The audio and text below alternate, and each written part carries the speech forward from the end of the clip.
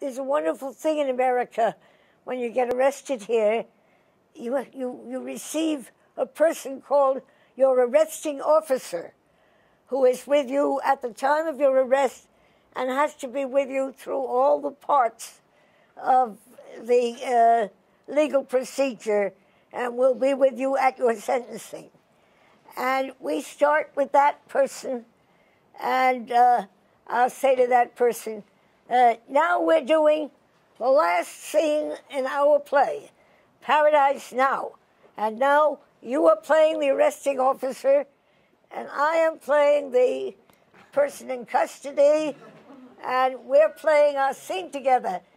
And then he invariably says to me, look, lady, I'm not your play. And then I can push his button, because then I say, oh, you said that very well. You're very good at this. Have you ever thought of being an actor? No, I'm not an actor. And then we begin our dialogue, and I try to convince him that, in fact, he is an actor, because he is an actor in my play. And when I say I push his button is that he gets angry because he realizes that he's no longer in charge. I'm running the show. I'm saying, you're an actor in my play. And he says, no, I'm a cop and you're under arrest. And it's an interesting procedure for him to go through for the next couple of weeks when we go to our first hearing and our second hearing, and all the terrible things you have to do to go through a court procedure. All of which offer us a part of the theatrical event. Thank you. Judith, would you talk a little bit about right after Paradise Now, when the company decided to no longer work in theaters, and why that discussion happened, and then the ensuing legacy of Kane and the experience in Brazil? Sometimes I think I still would like to not work in theaters. After we did Paradise, we wanted to play only in non-theatrical spaces, and for some months we did that. But then we wanted to continue the dialogue that can really only be done, as we know it now, in the theater, where they can be a lit space where people gather who are expected to gather, as opposed to the street, where there's anybody who's there, and we work with them. But the form remains a theatrical form in which we, the actors, differ from the participants or the people in the street really only by one thing. We used to talk for hours. What's the difference between us and the audience? Well, we're in the light and they're in the dark, or we speak and they're quiet, and all that changes. So what is the difference? The difference is that we prepared and they are unprepared. Now, in a way, that does not make us superior and them inferior to the activity of the theater, because their spontaneity is more valuable than our 6 months of rehearsal, because they have something new to give us, and we accept it, and we integrate it into our work. And we always learn from the audiences. We always profit by having these contacts with people who are unprepared.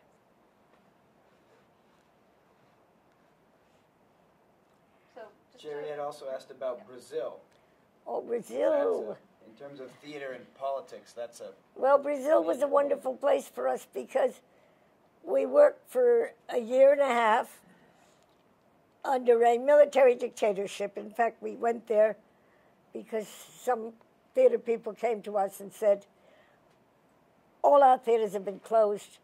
nothing is possible anymore in Brazil. We've got a dictatorship. We can't perform without presenting our plays for approval. We're very limited. So we went down there. We worked for a year and a half before they arrested us. And then we did good theater in the prison. We were both in the men's prison and in the women's prison able to do some theatrical work. And of course now Brazil has changed very much. Its government, it's a relatively liberal government.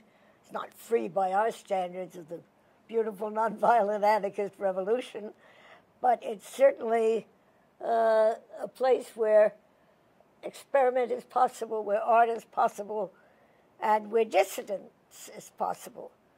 And we like to feel we were part of that change.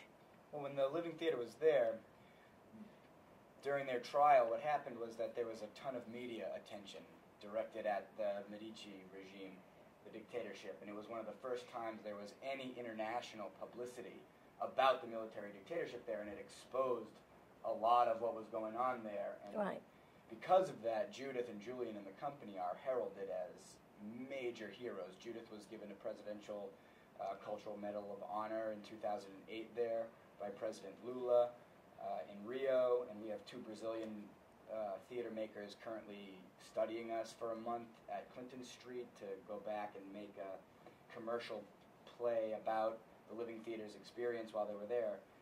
For me, it's such a profound example of revolution, because also the Brazilian Revolution was one that happened without a major bloody civil war or violent rebellion. It really happened as pacifistically possible as revolutions have gone, even though, of course, the prison they were in was a torture prison, and one of the black Brazilian company members was tortured while they were captive, and it wasn't the most pleasant overall experience. It was still mostly pacifist in terms of how they became a free democratic society.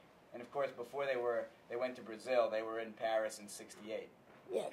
Those are 2 of the 12 countries Judith has been arrested in. So. And when Judith came back from Brazil, she was charged with creating a play about her experience there, 7 Meditations on Political Sadomasochism, Yes. which I've been grateful to be a part of, which was, I think, one of the most profound and unusual pieces that, whereas a lot of the plays she was talking about, there's the risk of the audience. It's very fluid with the audience. The audience is very much involved at some points. We have no idea what they're going to bring. The unprepared people can bring, I mean, sometimes they would just throw us off completely, or sometimes they'll just start raving mad in the middle of a play, and you just have to deal with whatever that is, because that's the community that we're creating in that space, and the dialogue that we're opening it up and taking that risk. But this play, The 7 Meditations, was very different in that it was a very held space, very contained space for at least the whole large majority of the beginning, and that it was very much an enclosed ritual about and looking at violence and looking at and psychological levels of violence and personalized, and also from the system and from the man on down, and a really thrilling play. Yes. When we were freed, we were liberated because there was just so much publicity that the president finally said, "Get rid of them." And right in the middle of our trial, there came a directive from the president. We had to be thrown out of the country, which we were. We've been back since. But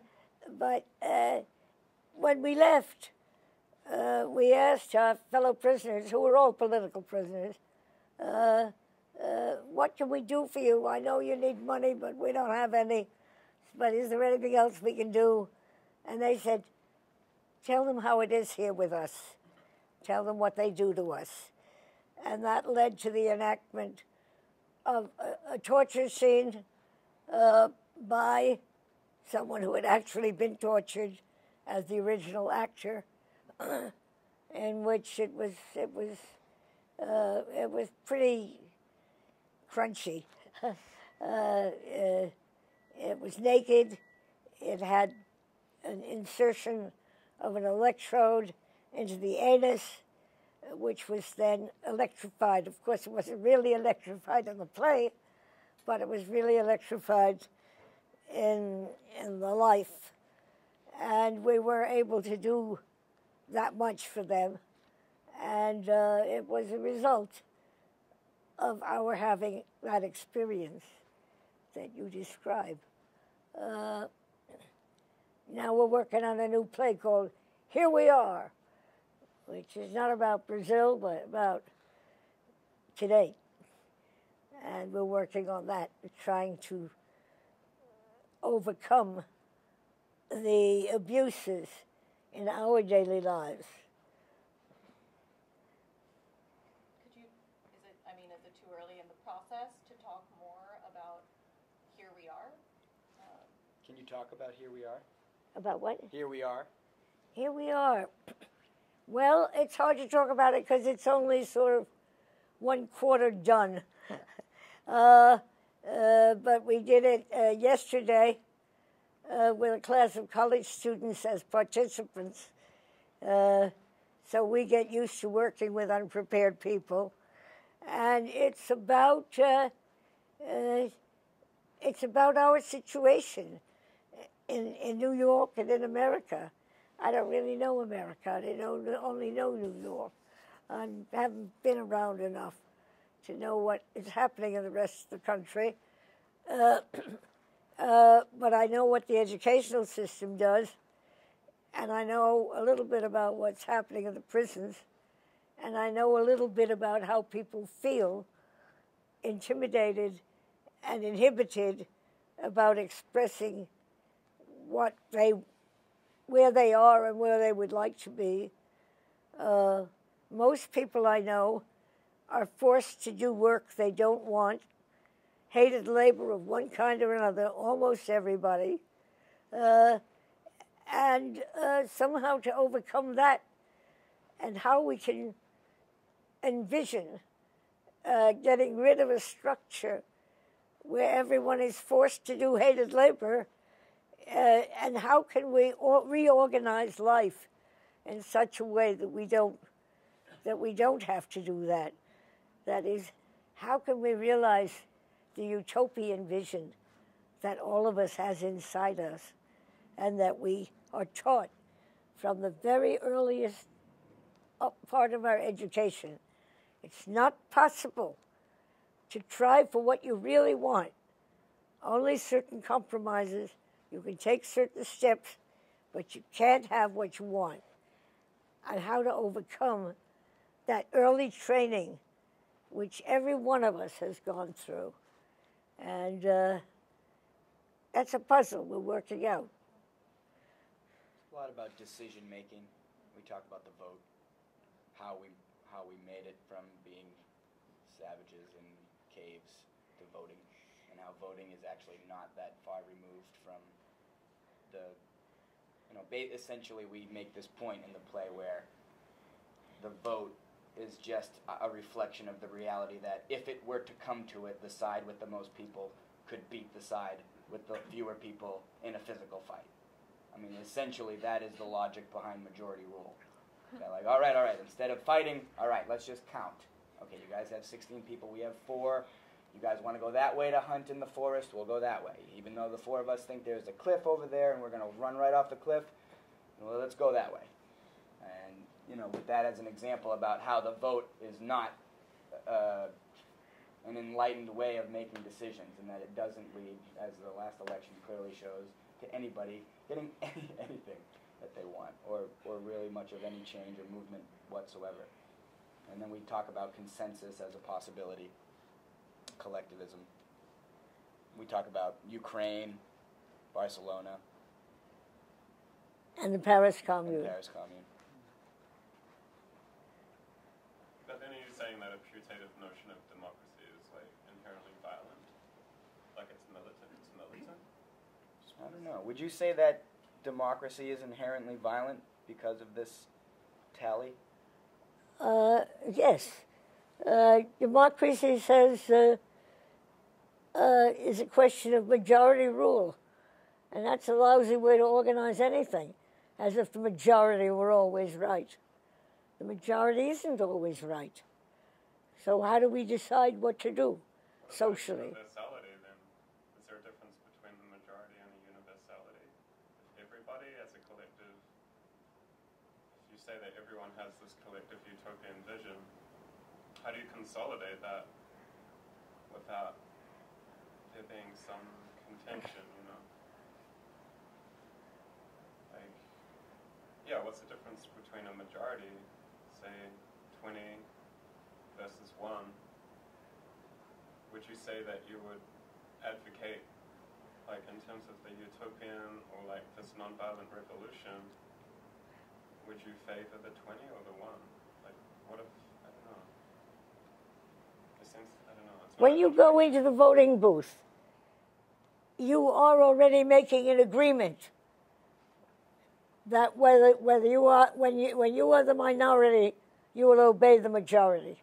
But what if the That's the majority agreement that you're making. Yeah. Otherwise, you wouldn't vote. But his problem is that how do you deal with the points of contention that ultimately arise from the road to utopia? The anarchist form of organization, which is a very high form of organization, and our best American anarchist, Alexander Berkman, used to say, anarchism is organization, and it's nothing but organization. It's just better organization. The anarchist form consists, generally speaking, to generalize, of small groups called cells, which are from 5 to 12 people, who decide in the most local form what they want, then going into regional discussion, and then going into something that we treasure called the General Assembly, in which everybody talks and everybody expresses their desires. And hopefully we can find some consensus there. Wherever it's been tried, and it's interesting to look up historically what happened. I can't tell you the whole history here now, but it's interesting to see that it always worked internally and was always destroyed externally by external forces. But anarchism works as a form of organization and decision-making. If you got to spend, if you got to spend any time with Occupy Wall Street at Liberty Square, you would have seen that consensus-building process in action, and really working. And that, yes, it's laborious, it's long, it's tedious, it's incredibly difficult, and it's organization and organization and organization. And that everyone agrees that we are going to take the time and we are going to take the labor to work this out so that we do come to consensus, that everyone's voice is heard, no matter how out of line it may seem, no matter how much on the minority, whatever it is, that we work to find that consensus. And that's what was in action there, and that's what was destroyed there, but it's still working in pockets. It leads to a lot of discussion, but ultimately that discussion is very fruitful. What happened in 68? So you mentioned, or Brad mentioned, that in 68 you were also arrested. In 68 in Paris. I'm sorry? What happened in 68 in Paris? I think the world changed in 68 in Paris. I think every classroom is different. Every workplace is different after 68 in Paris. Though it's not only in Paris, of course, we have to include the whole worldwide movement that happened in the 60s when we realized that most of our regulations were useless and, in fact, obstacles. So that, in a classroom, you weren't allowed to wear jeans. You weren't allowed to wear ordinary clothes. You have to wear a certain kind of clothes. You can't sit on the floor. You can't take your shoes off. The relationship between the students and the teacher is different after 68. And I think in the workplace, too, though there it's more regulated and more protected by violent forces, there is a feeling, a different feeling between worker and boss or worker and foreman than there used to be. And I think we still have to go the rest of the way. But I think a big step was taken, and I consider it one of the great successes of history. What was it? Huh? What was your involvement in it, do you think, What was your involvement in 68? as a project? Paradise Now. So Well, I was in Paradise Now. Was a play we did there and created for that occasion. But I like to boast that on the 13th of May, when it started, I was on the Rue de Lussac and I built the first barricade. I wouldn't throw a stone at a cop, but I would build a barricade. That's interesting. One of the things that made me think about asking Monica to be a part of this is that one of the things that has always inspired me about Judith and Monica is their ability to divide their time amidst political activity and theater activity. And I would love to hear you guys talk about how the hell you actually do that. Because I've had an excuse for the last 6 years since I've become very political. I've been taking care of somebody else, so I can't get arrested. So that's sort of been like my way of slithering out of certain elements of protest. For a very good cause, though. And maybe can Monica introduce herself? Yeah, who am I, right? Monica's awesome. Well, I'm very honored to be sitting next to this wonderful Oh, woman come on. right here, who's been a great teacher of mine. I done many things. I came into the Living Theater through Jerry Goralnik right here, invited me to join for a tour in Quito, in Ecuador, and Guayaquil, where we performed, where we created a play there with the people, which is something that the Living Theater does, a day in the life, where, like Judith said, we come to a community and we say, what do you want to create a play about? What do you want to say about this moment in time right now about what you're experiencing? And so we created a street theater piece with them there, and we also performed the play Mysteries in smaller pieces.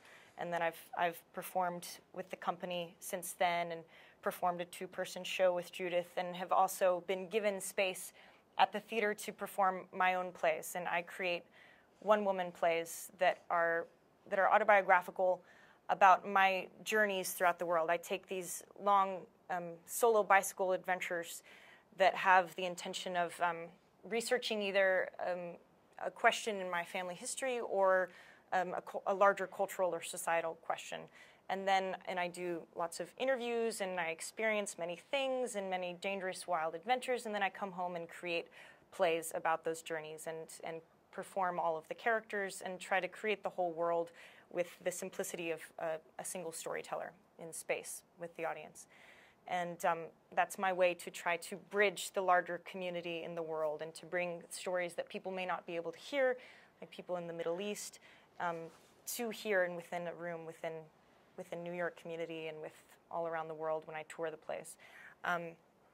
So I either am touring solo shows, or I'm teaching, or I'm largely doing lately, especially this last year with the escalation of activism in New York City with Occupy Wall Street, and with the work that I've been doing to fight against fracking, a lot of activism. And like Brad said, how do you find the time to do the theater? And the activism, largely, I mean, hopefully, if things are going well, they're one and the same.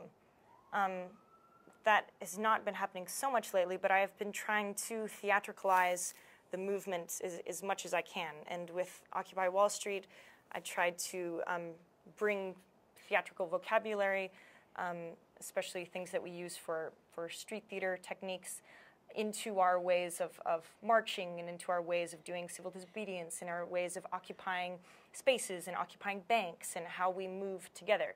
Because I really hate marches. Actually, I find them incredibly boring, and I just hate chanting and marching in a line. I just find it just shuts off your imagination, and it becomes so easily identifiable. People can just walk by the street like, oh, I know what that is. I will shut it off and go to Macy's. And that I want to work to maneuver so that we're kind of more surprising, that what we do in space is just a little bit shifted, and that it has more of a narrative to it and more a narrative to its physical shape in space that we take. So I've tried to bring that to the table within that work, and then also work largely on climate justice work, and specifically about the Spectra pipeline, which is a fracked gas pipeline coming right into the West Village from the Marcellus Shale in Pennsylvania, which is just a horrible, horrible, horrible monster, and they just nearly completed construction on it this last weekend. So for there, which is such a desperate situation, right? So basically what Judith and I are always doing is we're fighting the narrative story, and who can tell the best story, right? And who can grab the attention. I mean, the advertisers and the oil and gas industry and the warmongers, they're really good storytellers, right? Conservatives are really good storytellers, especially because they can simplify their language so much. And just have it be like, this is good and this is bad. And when we really deal with much more complex things and layers, and which is what working towards consensus is about. It's not black and white. It's not one guy or another guy who are basically the same. It's all of these multitudes of voices and layers. So how do we present those in captivating story moments where you can just see it, you see it on the street, or you see the spectacle of it, and you get it, but it also has the complexity and is also grounded. And it's a very difficult thing. So I've been trying to invoke a lot of the theatrical methods. Like I was just telling Brad about a piece that I did, a disruption of Governor Cuomo in the Sheraton. He had a policy summit meeting a couple months or a month ago, and he's trying to prepare himself for presidency. And so he was talking, this was a point in the meeting where they were talking about his green energy policies and everything, and how, but he supports science and he supports fracking, or is moving towards that. And so I went with a friend of mine who's a magician, and we created a magic act. And I thought it'd be much better, like, how do we take this moment to interrupt this space? Do we just get up there like, oh, I hate you, fuck fracking, fuck Governor Cuomo, like, just get hit by a police officer and get carried out and just be the typical protester? Or do you really try to make it a stage? And, like Judith was talking about, manipulating the control over the police officer, which is, a really difficult thing to do, like to create a theater space, and then usually the system will dismantle it, or the police will change the narrative for you. But how do you go even transcend that and get on top of it and say, no, you're still within my story? That's a really hard thing to do. So with this disruption of the summit, I tried to invoke the plague a little bit. It was a mini plague, So the magician did this magic trick with water, where he's like, through the miracle of hydraulic fracturing and through Halliburton, we will now turn this water into brine. And he made it change colors, and it became all green, and then he gave it to me, who was his lovely assistant, and I drank this and then proceeded to slowly die and get sick. And I tried to draw that out as much as I could while the security guards were pulling me out. And I tried to do the plague, and I was envisioning, all of the living theater people in there doing that, and it was scary, but thought of you, Judith. What are you going to do with all of this? Does that answer your question, though, Brad? A little bit? I don't know where I went with streaming. It's a hard question. It is a hard question. In reality, yeah, the best is when they marry each other. Yes. The best is when your play leads to a whole bunch of people charging out onto the street and changing something. But that's not always possible. My teacher, Piscator, said it only really, in his knowledge, worked once in Belgium when there was a play in Brussels which ended with a rousing song about we don't want this anymore, we're going to change it, let's make revolution. And the audience from the theater in Brussels went out, started the revolution, and within 24 hours, Belgium was free of its Netherlands rulers and had liberated itself. He said that was a remarkable and singular occurrence. I don't know of it happening again. On the other hand, it happens in small ways a lot, but not in such dramatic form. Yeah, I mean, it's hard to say, that you can do a piece of art, whatever your art form is, and then blammo, it changes. It's not like the Living Theater went down to Brazil and freed them. Yeah. It's like Monica said, it's about challenging the narrative, controlling the narrative, and then continuing to drive it forward as much as possible. The Living did a play called The Money Tower that was done outside of industrial plants in Pittsburgh and also in Poland. I don't know all the places. And, and they would do it outside of these plants, and so the workers, it wasn't a theater, the workers would come out and say, like, what the hell is this? And they would witness this play on their way out of work, where the Living Theater constructed this money tower and then deconstructed this money tower and tried to show them right where they were working, not waiting for them to come to the theater, what was happening to them, how they were being oppressed. And, that's it. And then some of those populations then, over time, as they got more educated and more people did more stuff like that, eventually did participate in cultural change, major cultural change. Takes a lot. I have a question for you, Judith. So we've seen, like you're bringing up, in Europe and other countries, like in Serbia, there was the Otpor movement, which was largely, founded in theatrical practices, and in Czech Republic, there was the Velvet Revolution, which the theaters just went on. The actors went on strike. Actors did proclamations for students. They made all theater spaces be spaces for people to gather and to organize. Václav Havel, a rebel playwright, became the president. Theater, and in Poland, fighting communism, like theater's just been at the forefront of so many, movements in the rest of the world, and overthrowing dictatorships, and artists and activists have been, at the forefront of that. And yet in America, we're largely really quiet, and we had, like a good run with labor movement and everything. But what do you think now, Judith? What is it about Americans in American theater that is not at the forefront of the revolution? I think we have a tendency to give up too soon and to say it doesn't work once it doesn't work. Whereas when it doesn't work is when you start the next step. And Americans tend not to want to do that. I don't know why. Yeah.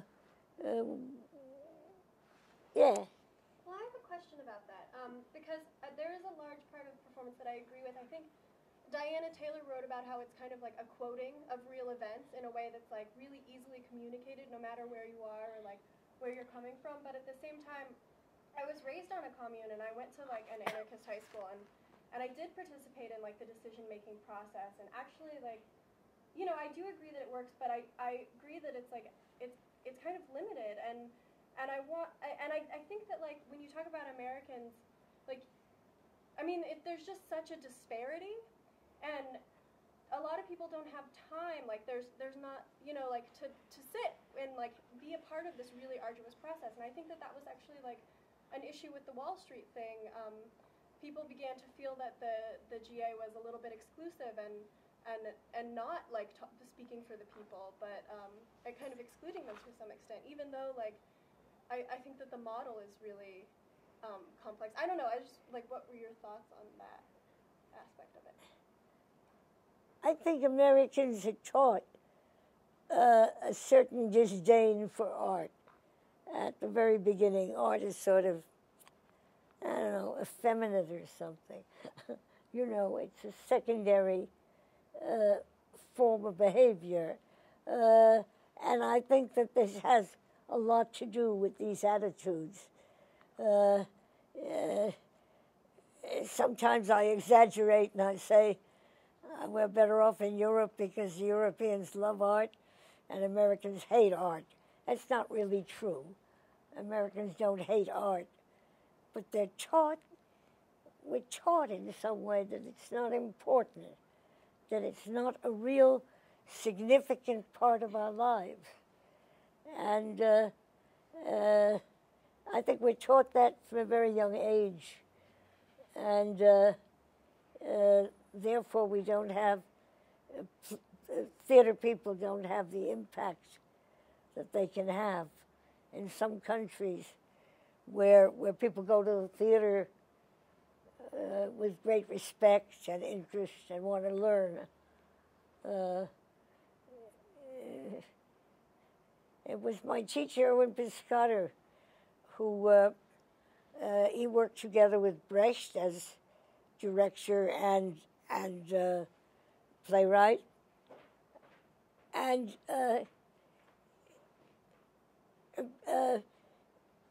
I just wrote a book about Piscator, which I recommend to all of you to get to read. It's called the Piscator Notebooks. And I begin my book with a citation by Brecht, who says, Piscator was probably the greatest theater man of his time and possibly the greatest theater man of all time. Now, wait a minute, what do you mean all time? I mean, you know, we have Shakespeare, Aeschylus, Sophocles, and Euripides. We've got a, how can you say that? And Brecht, of course, he knows all about Goethe and Dante. He didn't say it out of ignorance. So I wrote this book to say why Brecht would call Piscator the greatest theater man of all time, when obviously there's some great ones around. And I think it's because he turned the theater on its head. He changed it from an entertainment industry event to a didactic event, to teaching, to, if you want, preaching, if you want to say that, to a different kind of an activity. And that's why he said that. And I think that's significant, that in our time, political theater has changed into really trying to change things. And Americans are a little slow on this, on the take or here. I find it very difficult. There's here. also 330 million of us. Yeah. Which makes it a much different experiment than, say, Scotland, who can decide pretty quickly, or much more quickly than we can, to go green by 2020. Right. You know? Or Iceland, who can decide to forgive all mortgage debt or whatever they did, something like that. Yes, yes. Or Norway, which has abundant wealth, you know, because there's 5 million people there. There's more people in Manhattan. Yes, but that means that there are, out of these millions, there are a few active voices, and we can find those, and we have to rally those, and we have to be those. And that's one of the ways the United States, I think, is in some ways as a gigantic organism headed in the right direction, because at least Texas isn't going to secede and then isolate itself. Yes, right. We still are committed to this insane idea that from coast to coast, we're going to figure something out. Yes, we're not doing like a good job of it, but we're at least doing that. Yes. We also have we have like an identity crisis about the theater that we make here, because like Anne Bogart made a really good note about that a lot of theater, I mean, at least like New York theater, which is our America, right, that is really romanticizing European theater aesthetic still, and that, but where the spirit of and where the history of American theater is really like vaudeville, like really brash, you know, like pro wrestling is like our kind of theater, right? And I think that, I mean, the populist theater that we have is Broadway, but it's like $700 a ticket, you know? So like that should be like the theater of the people, and it's the theater of the elite, and it's usually crap. And then the theater which is like, you know, all like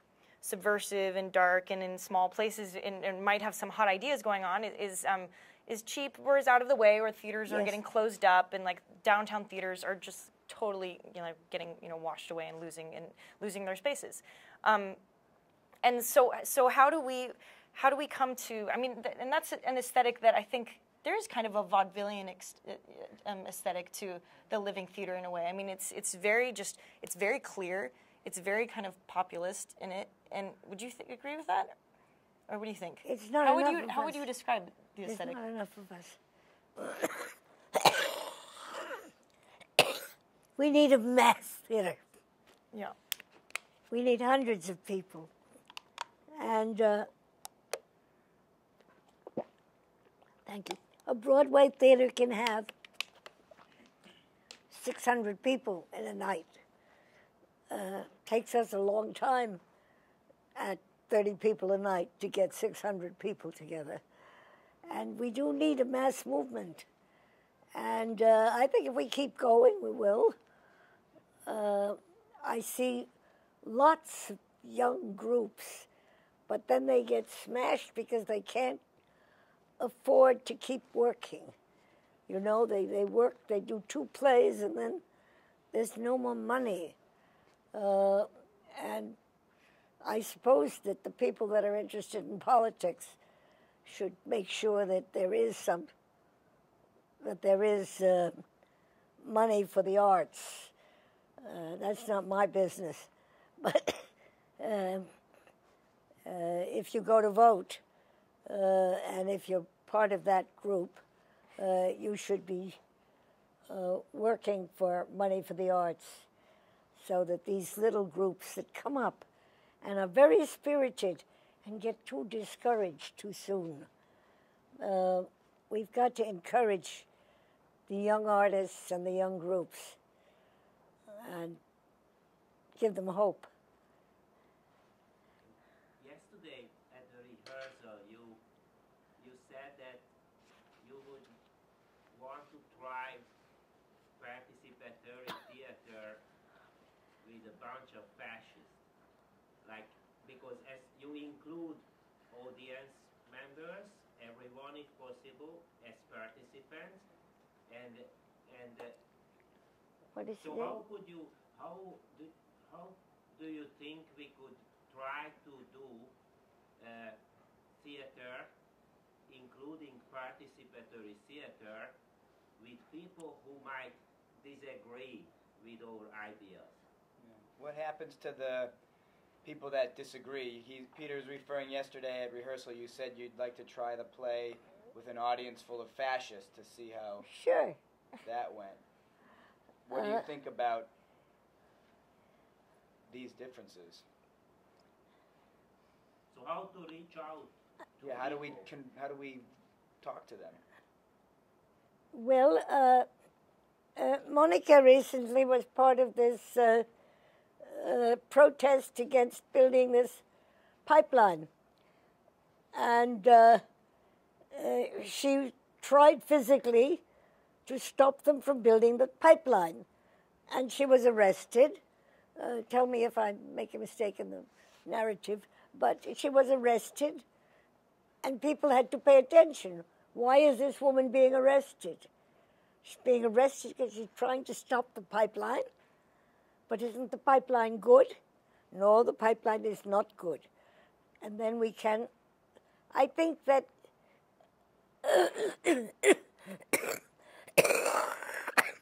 I think the answer to your question is in direct action outside of theater, in acting out in a way that, like Monica stopping the building of the pipeline, is both activist and theatrical at the same time.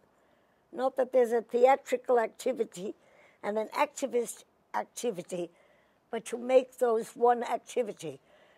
We don't yet know how to do that. We're just learning. This is new, and it's coming up.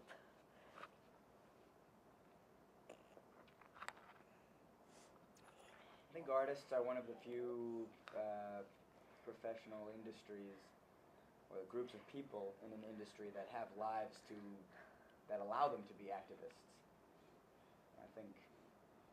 I think while we're not as strong as artist populations in other countries, if you look at who is part of the activist activities, a lot of people are artists. How on earth can you protest fracking? My dad works for National Grid. He can protest, he's going to get fired. Whole life is going to go out the window. We can protest, and it's like, all right, yeah, that's a creative person. They're allowed to talk like that. They're allowed to do that. They're allowed to chain themselves to that. Yeah. I don't know. I think that also goes back to aesthetic choices, and right, because people on, the other side, the them and us, we largely will have huge differences in our aesthetics and what we enjoy, and that's why I'm so disappointed always that like the populist seeming theater in America is so expensive and so void of ideas and challenges, when that would be the space to really make change, right? Or in the pro wrestling realm is like, like you could perform a Shakespeare play like in a pro wrestling ring or something. That would be something where people would be able to digest that information if they receive it in that way. Because that's America. We're Americans, and American way is very different. They like Opium Gangnam videos and things like that. It's like those things that become viral that are just like, I don't know, poppy and fun and easy to digest. That's something that we can't ignore, is what most Americans like. So either we embrace it or and go with it and try to, not necessarily subvert it, but create through it, or otherwise we might, die ignoring it and making our own thing.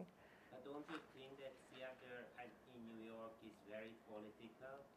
I've had the impression that I saw in New York many plays which rather directly discussed political issues, including historic political issues. And I am from Budapest, Hungary, and somehow I sense that in Hungary, maybe I don't want to generalize, but maybe in Europe as well, there is more something like, oh, this is art, we are doing art, we don't deal with politics, so these are separate things. If you are an artist, you don't. And it seems that I like it that in New York theater, it's like, yeah, let's go for it, let's talk about public matters, and that's politics.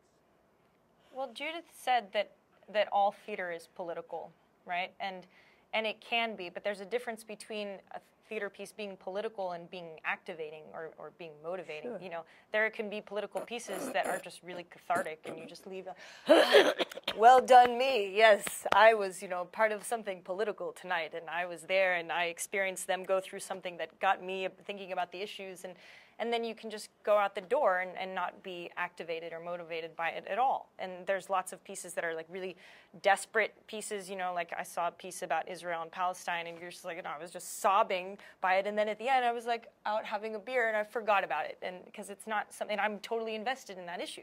But so there's a huge difference, and I think what Judith has been fighting for and doing successfully all these years is how do you agitate or liberate people at the end of the piece so that it continues on and that it goes out into the street. And that you don't necessarily have to go into the street. A lot of times you will, and hopefully you will. But that it just becomes the first step for something. It's not just one journey in itself, that it's a step towards putting you somewhere else. And that's what the difficulty is. And once it's out into the world, do you think there's a responsibility to take it forward, or is your only job to put it out into the world? What the community does with it thereafter, is that going to be this natural course that happens, or do you Well, should I? I'll just answer. So, I really like to think about Auguste Boal and in answering things like that, because there was a time when Auguste Boal generated the idea of theater of the oppressed, and from Brazil as well. And he was at first doing just agitprop plays, where they would go to communities like of farmers and things and say, fight your oppressors, go out and fight. And one time a farmer came up to him after a show and he's like, that was really inspiring. I'm so glad you did that. Here, let's go and bring your rifles and we'll go and fight our oppressors. And he's like, oh, well, our rifles are actually just props. They're not real. He's like, oh, that's okay. You could borrow my rifle. Let's go. And he's like, oh, well, we're just actors and we can't really do that. And he's like, oh, so you're willing to put on this show and ask us to go and sacrifice ourselves, but you're not willing to do that with us. And then he's like, aha. And he started to create work that was participatory, that was, where he was always taking the same risks, and he was always making it theater that the theater itself was the participation, was the event, was working towards fighting your oppression, whether that's internalized or whether it's in your society, and preparing for that battle and preparing for that revolution.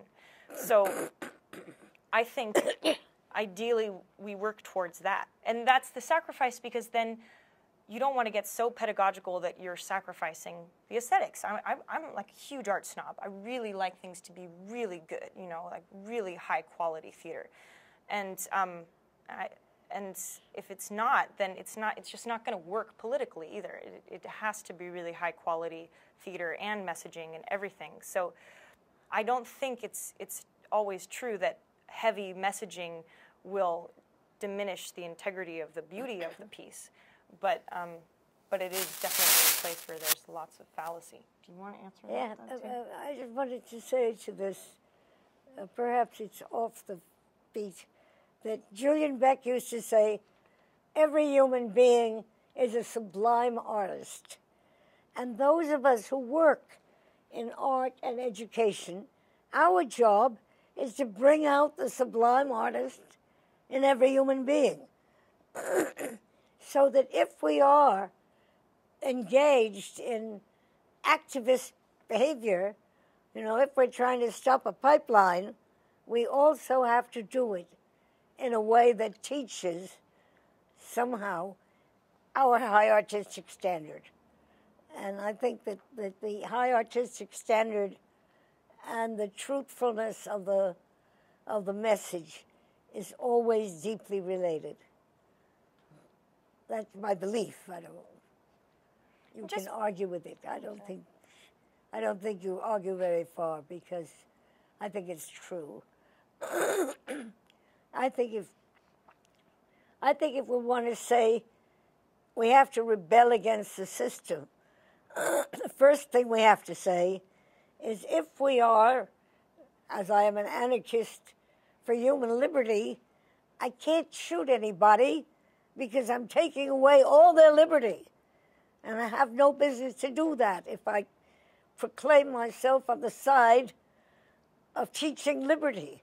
I can't kill anybody.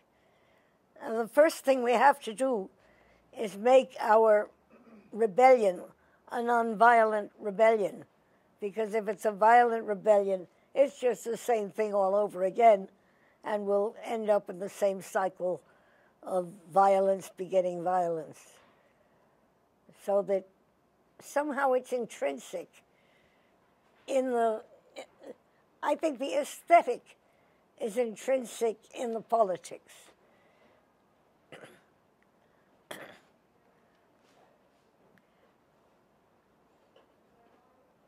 Have you heard of Theater of the Oppressed?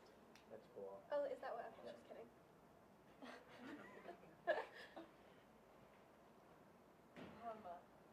Something that I heard you say, Monica, that made me really interested was this idea of like, okay, what does sell? Or I mean, you didn't put it that way, but like going back to like Gangnam Style, like what does what do Americans like really like, and like what gets spread around and what gets seen, and this decision, I guess, or this challenge that we have of either using that or maybe, I don't know, of either using it or ignoring it or complicating it or going somewhere that's like more complicated.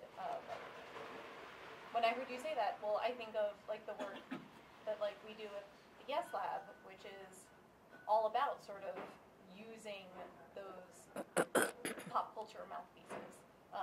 The way I think of it is in terms of grabbing away the microphone from the people in power, from Judith, you put it better earlier tonight, of the people in power, oil companies, the war machine, all of that, they know how to tell a really good story, like you said. And so is there a way to use their mouthpieces against them? And I think yes. I don't know. What have you, in your experience, have you used any of that sort of tactics of appropriation of I don't know, pop culture, or I don't know, how do you deal with that sort of knowledge that like this is what people want to see? Yeah, yeah, I said that, and then I tend to not work in that aesthetic too much. But I mean, well, sometimes I do. I don't know.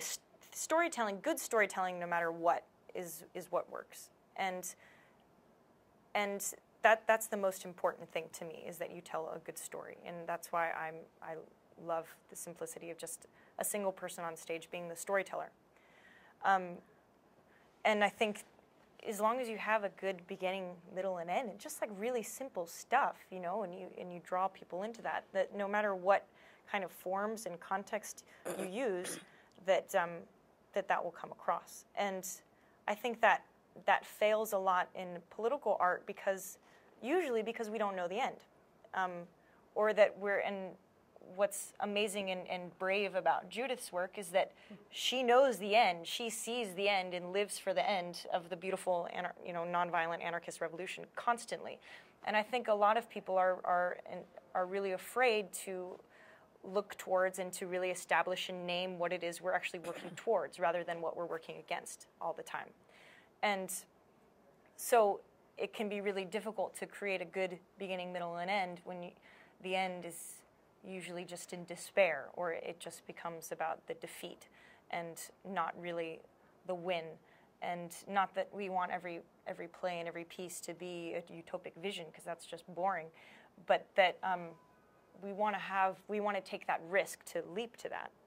I don't know if that answers your question really. No, that's good. Well, it just brings up more stuff, like in terms of the use of humor, which I think you know something about.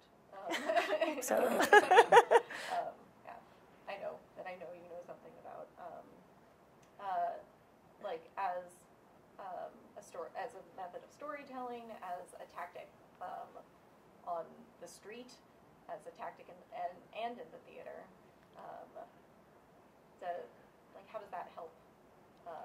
How does that help you get to the end? That helps everything. I mean, that's why I love the Yes Men so much. I mean, the survivor balls crack me up to no end. Like, I just love them. Have you seen the survivor balls, Judith? Do you know about these? Survivor balls?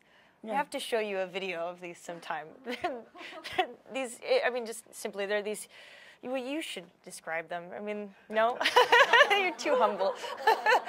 But it's like this giant, huge bed bug, like inflatable bed bug with all of these logos of oil and gas companies and banks, and these little hands and your face out. And it's like a gated community for one, like the 1% that will survive the climate, crisis and apocalypse, and the people who walk around in these things. But that is just so great and so eye-catching and so funny and so desperately true. Also, I mean, what it's talking about is really desperate situations, right? I mean, we just came through Hurricane Sandy. We're in the middle of the apocalypse of the climate crisis in a way. And how do you begin to make a joke about that, or how do you do something?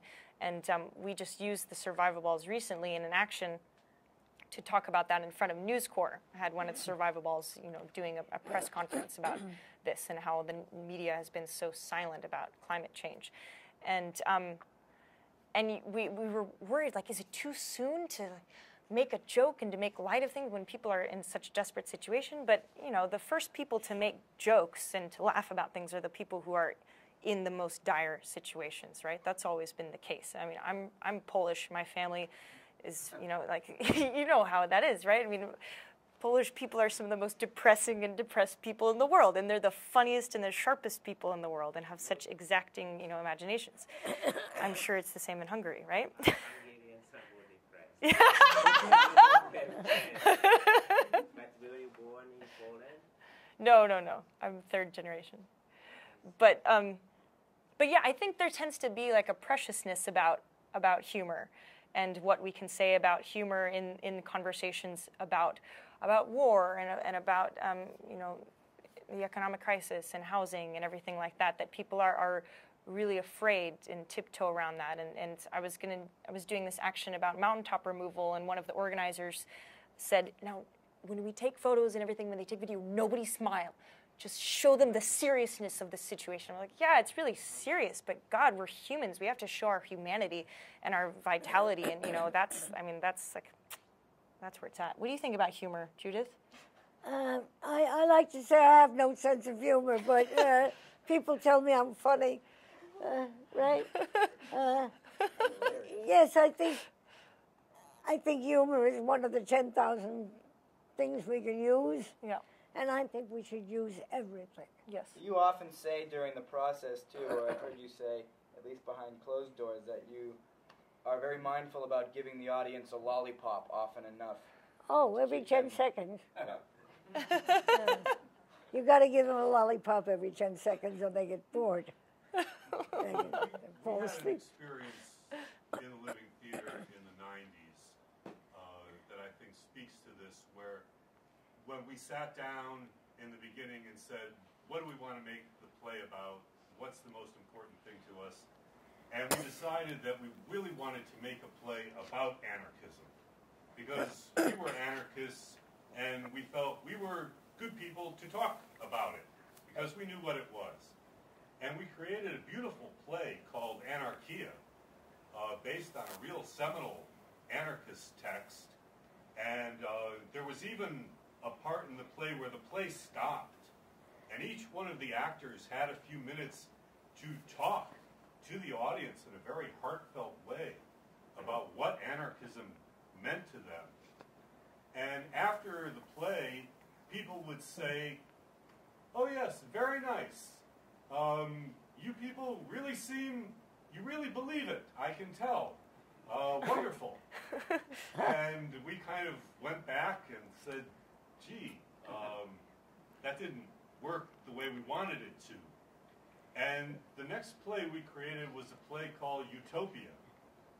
And Utopia was a love poem to the audience. We just took the audience and had fun with them for an hour and a half. We had baskets of bread and wine and olives and fruit and candy, and went out and picnicked with them, and we taught them very easy songs to sing, and all the while talking about the idea of utopia. And by the end of the play, people were feeling so good that they were saying, yeah, utopia, I think I could buy into that. And so in a way, we were sort of using a different kind of form. I wouldn't necessarily call it humor or pop-type style of presentation, but it was totally a different presentation from what Anarchia was, in a way that we approached the audience and really got them to buy into the idea. Yeah, because you got to laugh at yourself, right? You can't be so earnest and genuine and so, you know, that I know what's best for the world and you're not doing enough and I'm out here getting arrested. What are you doing? Watching TV? Oh, you know, like that. People will just feel, you know, we don't want to continue to, you know, send out shame into the world. We're already such a shameful, repressed nation as it is. I think the more that we laugh at ourselves, then yes. that gives people more space in the room to feel more bravery and, you know, to come forward a little bit. So, sorry I was late on making the connection, but I'm right there with you now. And I just heard of Theory of the Oppressed a couple weeks ago, and when I walked in, you guys were talking about like the internal changes, and when I experienced it, I did experience like so many that I couldn't even like, when I left, my brain was just like buzzing.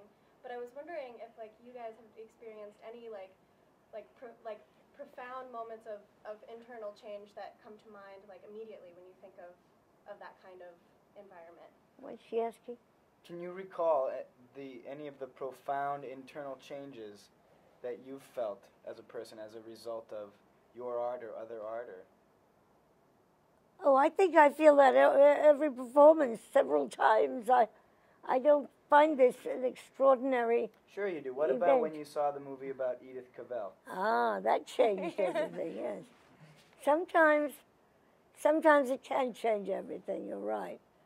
I was about 12 or 13 years old, and I saw this grade B movie. I know it's a grade B movie. I have a copy of it, about this nurse who refused to differentiate on the battlefield between wounded soldiers in one uniform and wounded soldiers in another. She took them all to her little hospital, and of course that's treasonable to take an enemy soldier and cure him, and then he goes back to his army and kills you. And she was shot for treason. And there was a moment in this movie, probably through the theatricalization of it all, in which she, they unburied her body in this little courtyard behind the police station where she was shot, and reburied her in Westminster Abbey, and the choir was playing, and this beautiful actress, Anna Nagel, face came slowly forward, saying, standing as I am before God and eternity, I realize that patriotism is not enough. I must have no hatred nor bitterness for anyone. And I thought, wow, I finally heard something that's true. And I ran home to my rabbinical father, who was sitting there massaging his beard, trying to figure out how he could make Americans aware of the horrors that were happening in Germany to the German Jews. And he was really dedicated in his whole life's work to this message. And I went up to him and I said, Papa, I just learned the most important thing in the world. You know, Papa, we must not hate the Nazis. Ooh. I was in trouble from that day to this. I've been in jail. I've been arrested in 12 different countries, only because I believed that. Because I believe that we mustn't hate anybody, even the rich, even the ruling class. They're all part of our world, and we've got to show them love, and we've got to bring them to love, and we've got to change them. And I believe that, and I still believe that. And it's a dangerous belief. People get very angry at you if you say you can't hate the enemy. But ultimately, that's what it's about. It's about not hating anybody. It's about bringing everybody into the circle of consensus.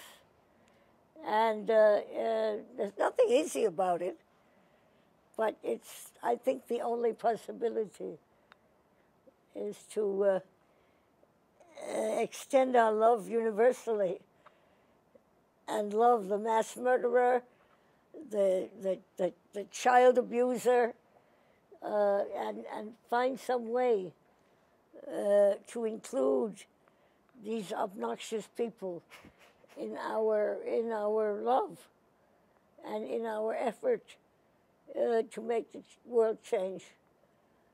I think ultimately that's going to happen, that we don't have any enemies, that we have people that have serious problems of living in society. And we should open the jails up, you know. So few people in the jails that we really are afraid of. And I think that if there are people that we are so afraid of that we have to keep them locked up, separated from society, that we should give them the best lives we can and treat them lovingly, because it's our problem that we don't know how to help them. It's my problem that I don't know what to do with the mass murderer and have to lock him in a room, which is a terrible thing to do to somebody, and I don't approve of it. But I understand. I'm scared of this person, and we're all scared of this person, and we don't know what to do. And until we know what to do, we have to be good to them and understand that it's our problem that we don't know what to do about it, that we don't know how to cool them out. And there are people I would not want to see loose because they are murderously angry. And how they got that way, we should be studying them. How did they get that way? Why is somebody like that? We should study them and help them and keep them safe. It's hard because, like anybody else, I get angry at people too. I don't not feel anger, but I try to repress it and understand that it's not artistically and politically useful ever to be angry. Would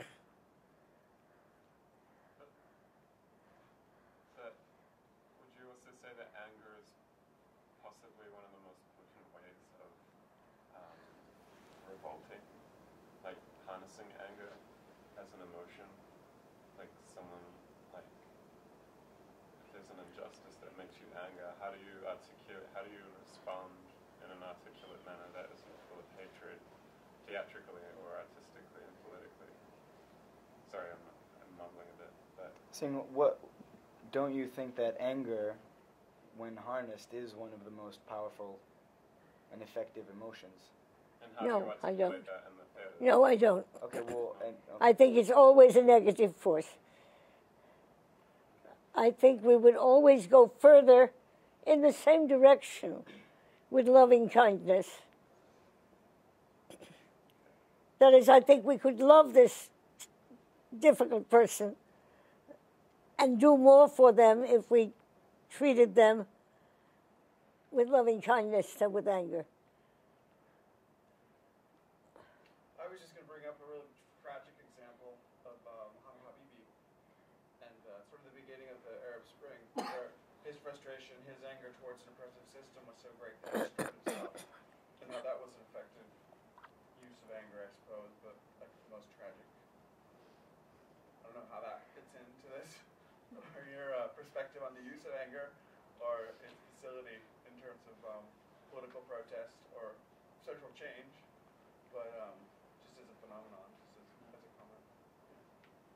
What's the question? He's talking about the fruit seller in Tunisia who started the fruit seller in Tunisia who started who largely started the Arab Spring by setting himself on fire, and that came from his anger at the system, and that his sacrifice contributed to this larger movement and inspiring people. So how do you look at that as a valuable use of anger or not? I think if we're going to value all human life, we have to value our own life too. Otherwise, we set a bad example that life is expendable, because mine is expendable. I'll die for my cause. Why shouldn't you die for yours? Bang. That somehow we have to reverse the idea that hatred is useful. And I don't know if we can. I myself am given to anger sometimes, and I work very hard to repress it, but I can't always. So what do you do? What do you do? I try to be especially nice to the person or talking about the person. Now, I think that's a different all of us have this constant ability to do political work when we're talking in the office or in the school or in the home, and somebody says, "That bastard, they ought to cut his prick off and throw him in the river." And we have to say, wait a minute. At that moment, we have an opportunity to take a political stand. And it happens all the time. People are putting people down, and we can stand on the other side and defend the defenseless people who are indefensible. I agree. You know, people that abuse children, people that kill randomly. It's not an easy choice to make, but it might be worthwhile if it began to change the attitude that anger is sometimes useful. And I'd like to change that attitude. Even in me, I'm one of the people I'm working on, but not the primary person.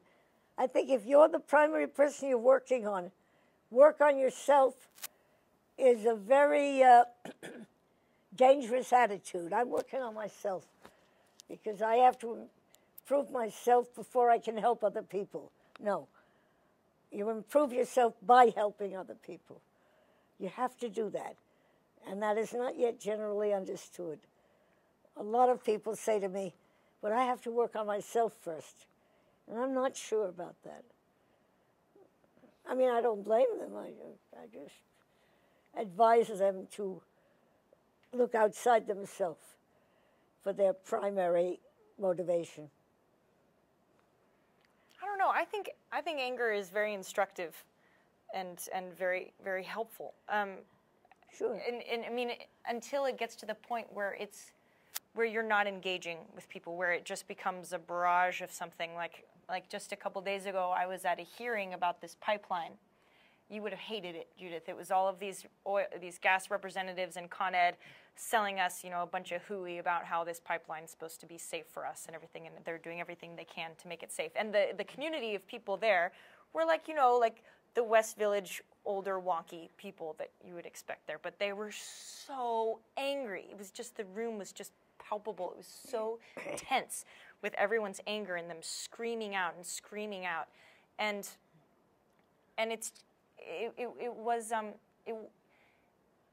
it kind of lost its artfulness because of that. I mean, it could have been a space that could have been more artful if it had been engaging in a way, but since it was an opposition that had no way through, the people there who were ready to present had made up their minds. The people who were there to be against it had made up their minds. There was no dialogue there, and everyone knew that coming into it. And so it could not be like a theater space, and those people could not use their anger towards something more positive. But there is... But that's an opportunity for us to protest against anger itself. Well, I think you just need right containers, right? Because you can use anger to move people towards something, and there can be a way to have shared anger and to have a person, speaking, like doing a mic check at an action where they're just rallying and shaking with anger, where people feel that they feel anger too, and so they share that experience and then are motivated to move forward. I mean, that's a very palpable and real thing. Mobilizing thing. Well, I disagree, but I think that's the classical way we've always dealt with it, and I think we should change it. So maybe it's more about a conversion. But it may not be possible for any of us. In which case, we have to be sympathetic with the people who aren't, whom it isn't possible, and say, well, you can't overcome your anger, but maybe some of us can, and deal with a better way of dealing with conflict. We deal with conflict with anger, and instead of with trying to be more reasonable, trying to understand each other better, even trying to love each other more, which is even harder. But it seems to be a possibility, and it seems to be the only useful activity. Moving people toward stopping Hitler by hating Nazis is not, for me, useful. I'm a German Jew. I mean, my whole family was shoved into the ovens. I have reason to think people can be bad. I know people can be bad. But the question is, can they also be good? Could we move them to not being bad? That's my question. Not to move people to stopping, but of course we have to stop it. I understand that. What about, Judith, there was a moment, I was just describing this to someone, there's this play, Maudie and Jane, that I got to perform with Judith at one point. And there was a moment when Judith's character, Maudie, dies. And it's two women, a younger, like, kind of high-class businesswoman and an older woman at the end of her life that's kind of living in poverty. And they come together and develop this very deep connection and actually fall in love, or one falls in love. But at the end, Maudie dies. And there was a moment, especially in the last performance of that with you, where you held my hand and your character, you were on the edge of life. And you were saying, why, Jane, why, right? And I believed you so fully, and I saw your anger at sickness and at things that would hold you down and keep you from doing what you want and keep you from fighting. I feel that now because I have emphysema. I have a lot of trouble getting around. If it wasn't for Brad, I wouldn't even be able to be here tonight because I have a bad coughing thing and I can't breathe a lot of the time. And I'm very angry that I should be feeling this way. I am angry. But I feel that the anger holds me back from healing. And I would like to not be so angry at myself for being so sick. And I felt that way about Maudie, too. That, I'm angry. But, I mean, we're all trained to be angry. We're brought up to be angry. Anger is natural to us, and suppressing anger is an unnatural event. Suppressing your anger, people say, well, if you suppress it, it'll come out worse later. Everybody believes that. I don't believe that. I think if you suppress it, you may make a step forward. I don't know. I haven't overcome my own anger yet. I'm only 86 years old. I'm still crying.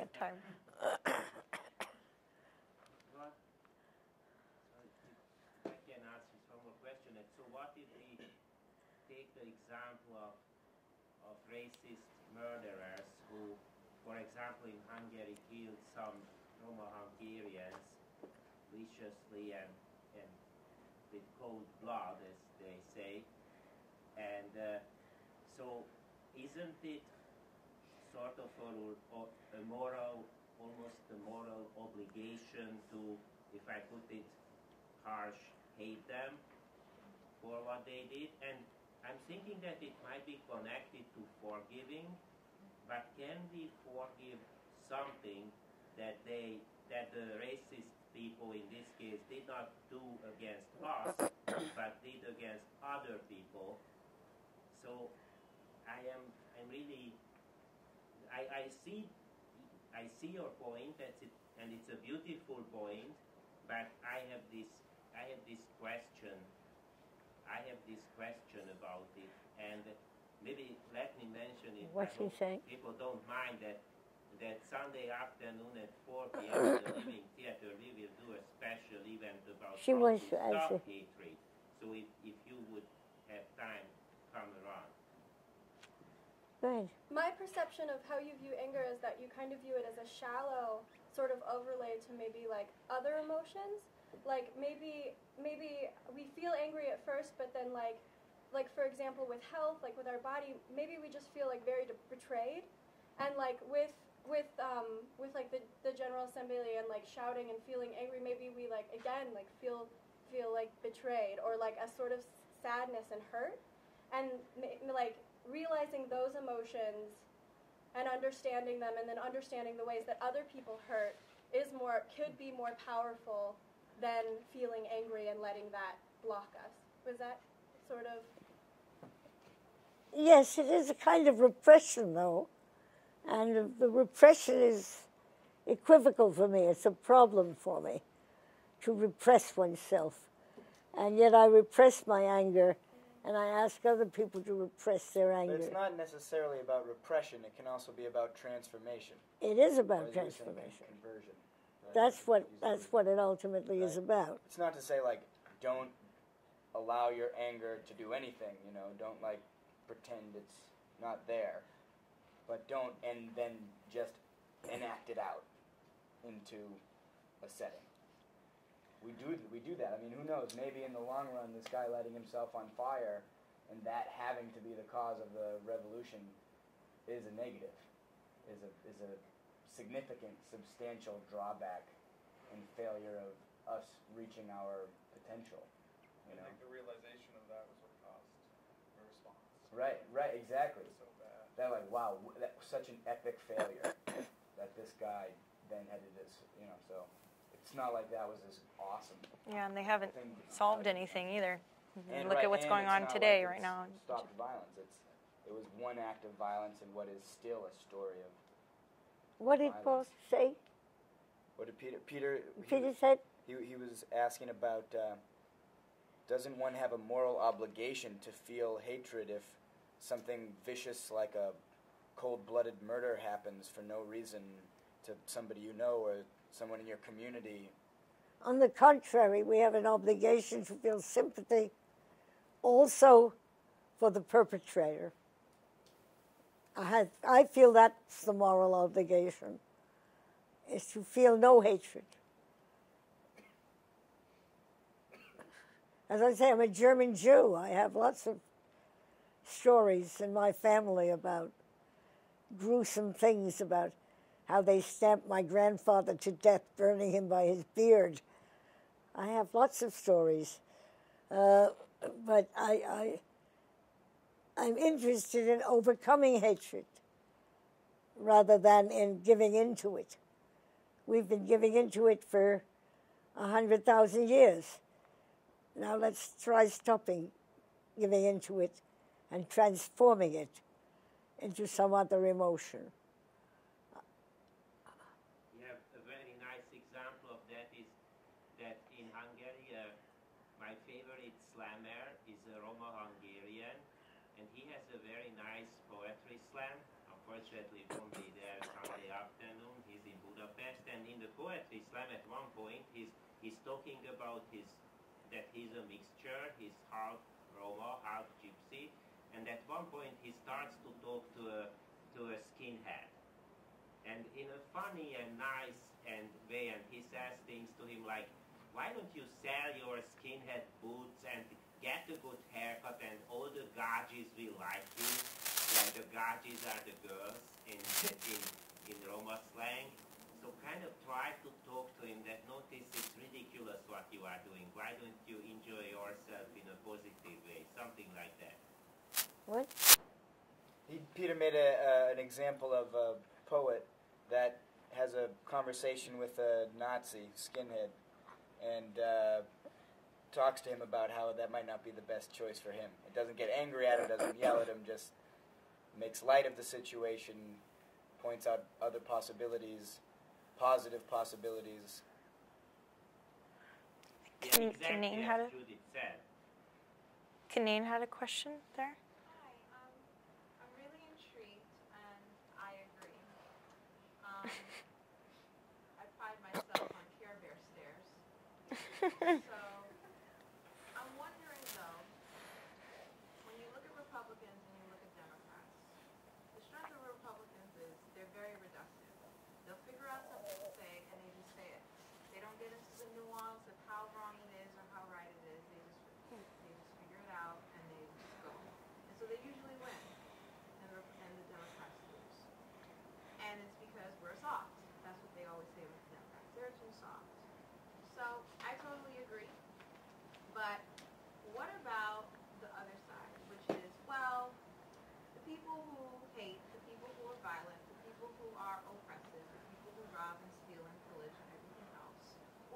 at us as these weak, spiritual, esoteric, pie in the sky, happy-go-lucky, Pollyanna people who, well, it just makes it easier for us to oppress them.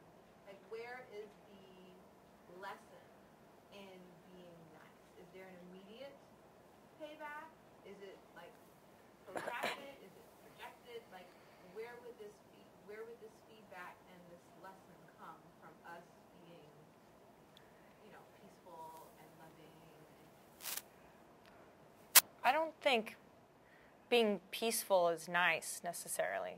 I think that Judith's plays are anything but nice, and right, and that they're very demanding and very confrontational and very in your face, and really pushing boundaries. And I think that loving kindness is one of the most difficult things to really accomplish, and that it's not a passive thing, really. I mean, it takes a lot of work and a lot of, it's... No, I agree with that, but I'm saying from their perspective, they are not nuanced in thinking that it's powerful to be peaceful. They just look at it as passive. So how do we then convey or teach them a lesson so that they get that this is not me advocating, this is not me passive, this is me occupying the space of my full humanity, which I'm providing. It's tough. I feel like that's a major question. How can we make peace as cool as Call of Duty on Xbox? I think it's important to remember that in our recorded history, there has been so much experimentation and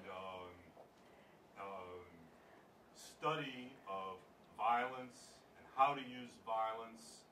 We've always had war colleges, but for example, the 1970s, there were 2 colleges in the United States that had programs in peace studies.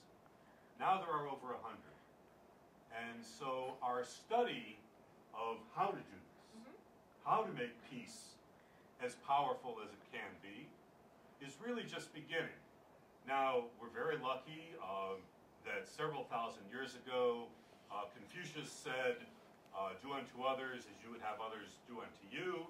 And it didn't get a whole lot of traction, but it got some traction. And then Jesus said it 2,000 years ago, love your neighbor as yourself.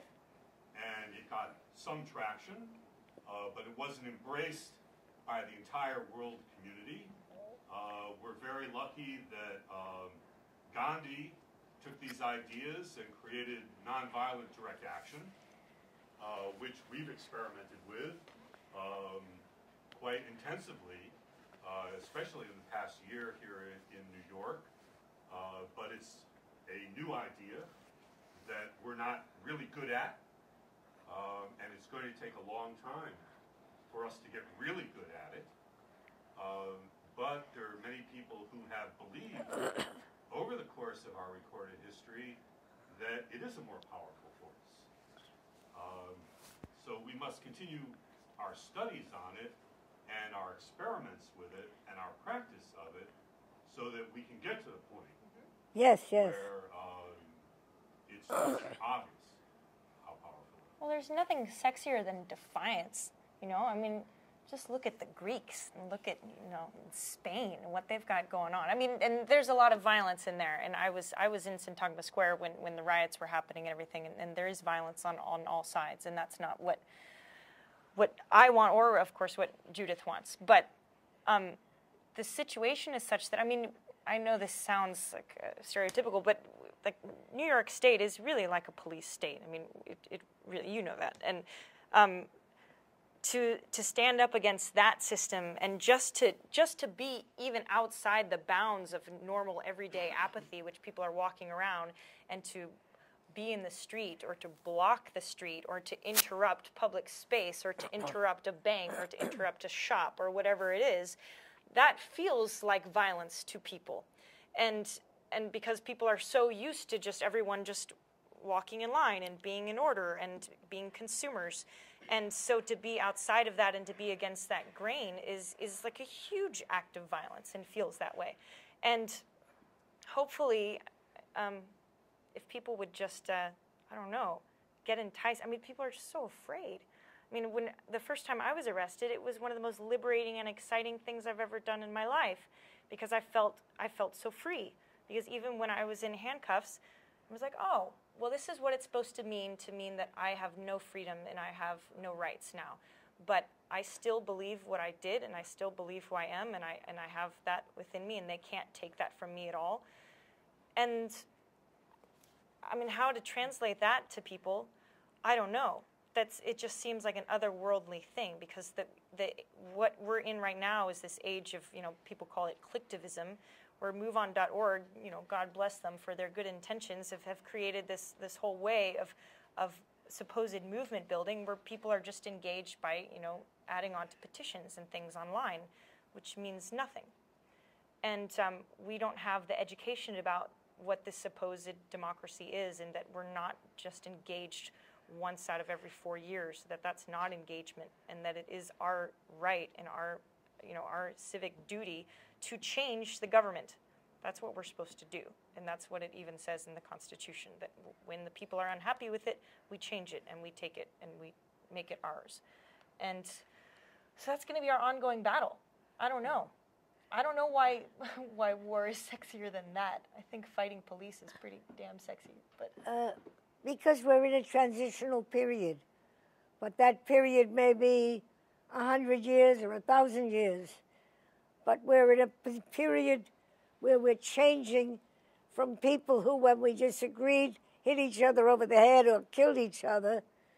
We're now trying to negotiate something that will satisfy everybody, and we don't know how to do it yet. We have 10,000 years of experience in violence. The courts are violent.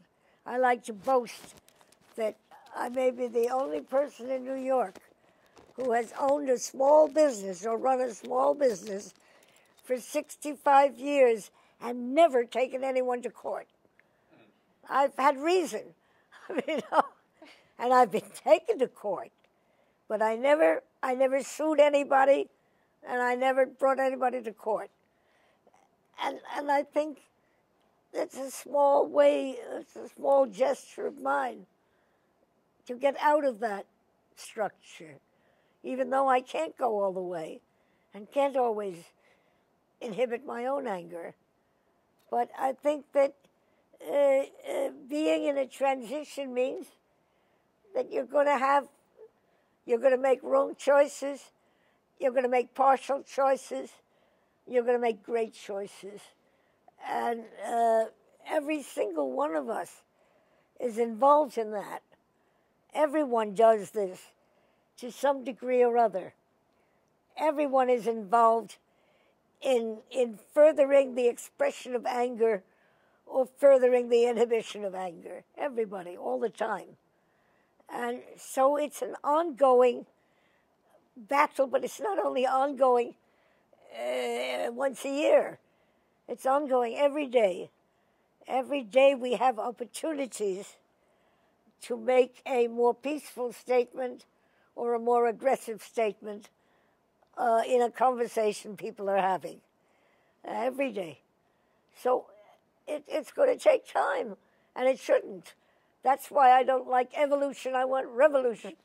Because people are suffering and people are dying, and we have to move as fast as we can. But we can't always move as fast as we want.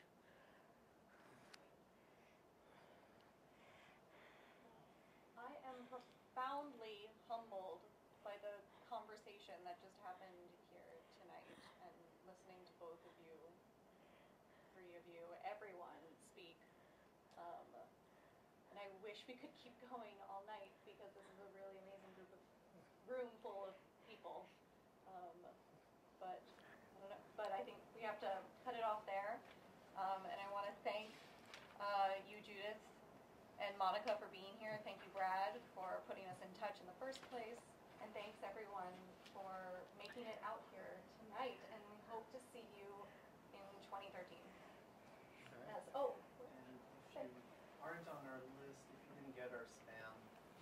Your email to Mary. You'll get some.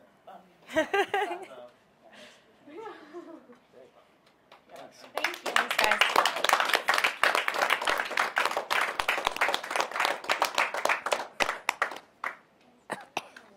It was nice.